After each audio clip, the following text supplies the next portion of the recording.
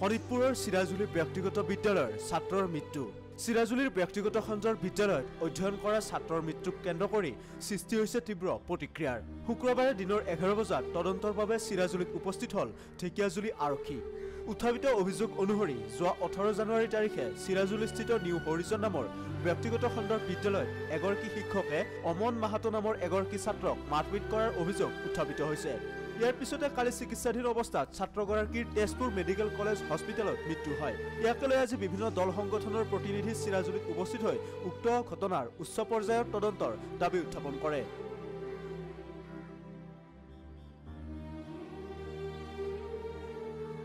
হয়, খুব দুখ লগা ঘটনা। যেটো 18 তাৰিখে যেটো ঘটনা ঘটিল আপোনাৰ নিউ হৰাইজন স্কুলৰ এজন ছাত্ৰক মানে টিচাৰে হিট কৰাৰ কাৰণে আজি যোৱাকালি 4টা বজাত তেওঁৰ মৃত্যু হৈছে।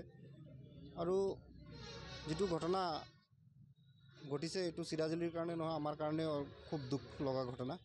আৰু আমি ইতিমধ্যে মানে ওসি ছাৰক আৰু এজাহাৰ দিছোঁ আৰু সাৰ্কেল অফিচাৰকো আমি মেমৰেণ্ডাম এটা দিছোঁ। আৰু অতি শীঘ্ৰে যেটো তদন্ত কৰিব লাগে, উচিত শাস্তি দিব লাগে। আৰু যিজন ইয়াত জড়িত আছে এই ঘটনাত তাক অতি শীঘ্ৰে মানে ফাষ্ট কোৰ্ট জৰিয়তে তেওঁক ফাঁচি দিব লাগে, এইটো মই দাবী দিছোঁ। সদৌ অসম ভোজপুৰী তৰফৰ পৰা মানে আপোনালোকক জনাই দিব বিচাৰিছোঁ যে এই যেটো ঘটনা আছে তীব্ৰ ভাষাৰে আমি গৰিহণা দিছোঁ। আৰু যেটো ঘটনা ঘটিছে এইটো ঘটনা আৰু কত তেনেকা ঘটক যে আপোনালোকে গম পায় গোটেই অসমত গোটেই ভাৰতবৰ্ষৰ স্কুলৰ ছাত্ৰ ছাত্ৰীক মানে হিট কৰা একেবাৰে বন্ধ কৰা গৈছে। তাত তেওঁ ক'ৰ পৰা সাহস পালে তেওঁ হিট কৰাটো? মেনেজমেণ্ট ইয়াত জড়িত আছে। মেনেজমেণ্টৰ ওপৰত আমাৰ গভৰ্ণমেণ্টে হওক, আমাৰ মাননীয় অশোক সিংহল ডাঙৰীয়া যেটো ছাৰ আমাৰ ঢেকিয়াজুলি বিধায়ক হয়, অসম চৰকাৰৰ মন্ত্ৰী হয়। ডিচি ছাৰকো মই অনুৰোধ জনাম, আমাৰ মুখ্যমন্ত্ৰীক আপোনালোকৰ জৰিয়তে আমি অনুৰোধ জনাম যে উচিত তদন্ত কৰি তেওঁলোকক শাস্তি দিব লাগে।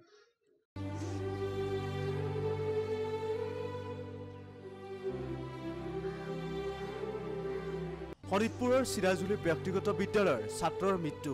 চিৰাজুলিৰ ব্যক্তিগত খণ্ডৰ বিদ্যালয়ত অধ্যয়ন কৰা ছাত্ৰৰ মৃত্যুক কেন্দ্ৰ কৰি সৃষ্টি হৈছে তীব্ৰ প্ৰতিক্ৰিয়াৰ। শুক্ৰবাৰে দিনৰ 11 বজাত তদন্তৰ বাবে চিৰাজুলিত উপস্থিত হ'ল ঢেকিয়াজুলি আৰক্ষী। উত্থাপিত অভিযোগ অনুসৰি যোৱা 18 জানুৱাৰী তাৰিখে চিৰাজুলিস্থিত নিউ হৰিজন নামৰ ব্যক্তিগত খণ্ডৰ বিদ্যালয়ত এগৰাকী শিক্ষকে অমন মাহাতো নামৰ এগৰাকী ছাত্ৰক মাৰপিট কৰাৰ অভিযোগ উত্থাপিত হৈছে। ইয়াৰ পিছতে কালি চিকিৎসাধীন অৱস্থাত ছাত্ৰগৰাকীৰ তেজপুৰ মেডিকেল কলেজ হস্পিটেলত মৃত্যু হয়। ইয়াকে লৈ আজি বিভিন্ন দল সংগঠনৰ প্ৰতিনিধি চিৰাজুলিত উপস্থিত হৈ উক্ত ঘটনাৰ উচ্চ পৰ্যায়ৰ তদন্তৰ দাবী উত্থাপন কৰে।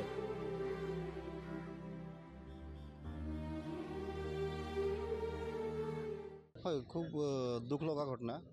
যেটো 18 তাৰিখে যেটো ঘটনা ঘটিল আপোনাৰ নিউ হৰাইজন স্কুলৰ এজন ছাত্ৰক মানে টিচাৰে হিট কৰাৰ কাৰণে আজি যোৱাকালি 4টা বজাত তেওঁৰ মৃত্যু হৈছে।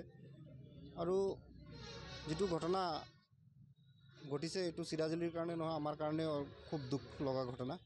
আৰু আমি ইতিমধ্যে মানে ওসি ছাৰক আৰু এজাহাৰ দিছোঁ আৰু সাৰ্কেল অফিচাৰকো আমি মেমৰেণ্ডাম এটা দিছোঁ। আৰু অতি শীঘ্ৰে যেটো তদন্ত কৰিব লাগে, উচিত শাস্তি দিব লাগে। আৰু যিজন ইয়াত জড়িত আছে এই ঘটনাত তাক অতি শীঘ্ৰে মানে ফাষ্ট কোৰ্ট জৰিয়তে তেওঁক ফাঁচি দিব লাগে, এইটো মই দাবী দিছোঁ।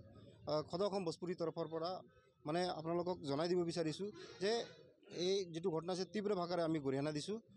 আৰু যেটো ঘটনা ঘটিছে এইটো ঘটনা আৰু কত তেনেকা ঘটক যে আপোনালোকে গম পায় গোটেই অসমত গোটেই ভাৰতবৰ্ষৰ স্কুলৰ ছাত্ৰ ছাত্ৰীক মানে হিট কৰা একেবাৰে বন্ধ কৰা গৈছে। তাত তেওঁ ক'ৰ পৰা সাহস পালে তেওঁ হিট কৰাটো? মেনেজমেণ্ট ইয়াত জড়িত আছে।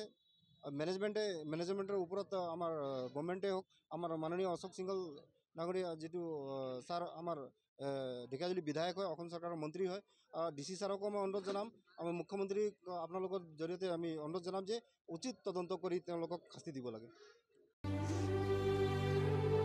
ঢেকিয়াজুলিৰ পৰা পংকজ কুমাৰ নাথৰ ৰিপৰ্ট, সংবাদ লহৰ।